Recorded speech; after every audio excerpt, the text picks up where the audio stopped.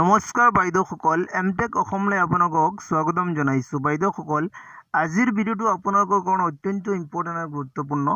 বাইদেউসকল, মোৰ ওচৰত ইতিমধ্যে এটা আপডেট আহি পৰিছে আৰু সেই আপডেটটো হৈছে নতুন শিক্ষানীতি 2020 অনুসৰি SCERTৰ অধীনত যিটো ছমহীয়া প্ৰশিক্ষণ দিয়া হৈছিলে অংগনবাড়ী কৰ্মীসকলক, যিসকলৰ শিক্ষাগত অৰ্হতা 10+2 বা তাতকৈ বেছি আছিলে, তেখেতসকলৰ বাবে এটা অত্যন্ত গুৰুত্বপূৰ্ণ আপডেট আহি পৰিছে।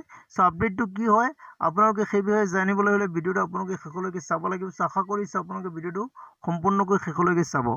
চ' বাইদেউসকলে আপোনালোকে চাব পাৰে, এইটো directorate of women and child development Assam official page হয়। ইয়াত আপোনালোকৰ আপডেটটো আহিছে। আপডেটটো হৈছে মহিলা আৰু শিশু বিকাশ বিভাগে ৰাজ্যিক শিক্ষা গৱেষণা আৰু প্ৰশিক্ষণ পৰিষদ চমুকৈ SCERTৰ সহযোগত কাৰ্বি আংলং আৰু পশ্চিম কাৰ্বি আংলং জিলাত 10+2 বা তাতকৈ শিক্ষাগত অৰ্হতা থকা অংগনবাড়ী কৰ্মীসকলৰ বাবে ৰাষ্ট্ৰীয় শিক্ষানীতি 2020ৰ আধাৰত ছমহীয়া প্ৰমাণপত্ৰযুক্ত পাঠ্যক্ৰম ৰূপায়ণ কৰিব বুলি ঘোষণা কৰে।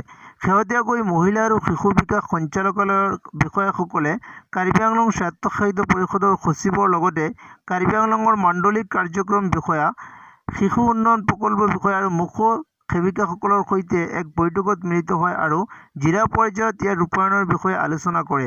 ইয়াৰ উপৰিও দলটোৱে কেইবাটাও অংগনবাড়ী কেন্দ্ৰ পৰিদৰ্শন কৰি বিভাগৰ দ্বাৰা প্ৰদান কৰা সেৱাসমূহৰ মানদণ্ডৰ মূল্যায়ন কৰে।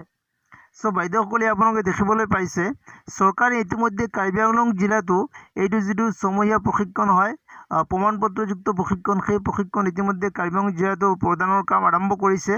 আৰু এইটো ইয়াতে অকল উল্লেখ কৰাই নহয়, এখন নিৰ্বাচনী সভাত মুখ্যমন্ত্ৰী ডাঙৰীয়াই এই কথা উল্লেখ কৰিছে যে কাৰ্বি আংলং জিলাতো যিসকল 10+2 বা তাতকৈ বেছি শিক্ষাগত অৰ্হতা সম্পন্ন অংগনবাড়ী কৰ্মী আছে, তেখেতসকলকো এই ছমহীয়া প্ৰমাণপত্ৰযুক্ত যিটো পাঠ্যক্ৰম আছে সেই পাঠ্যক্ৰমৰ প্ৰশিক্ষণ চৰকাৰে প্ৰদান কৰিব।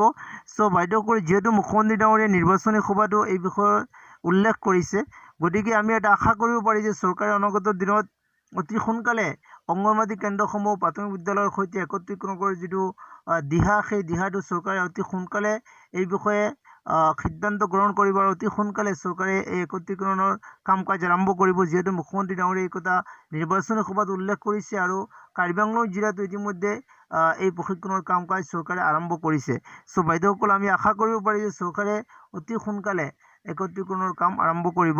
চ' বাইদেউসকল, এইটো এটা আপডেট আছে আপোনালোকৰ কাৰণে। চ' আপডেটটো মই ভাবিলোঁ আপোনালোকৰ লগত শ্বেয়াৰ কৰি দিওঁ।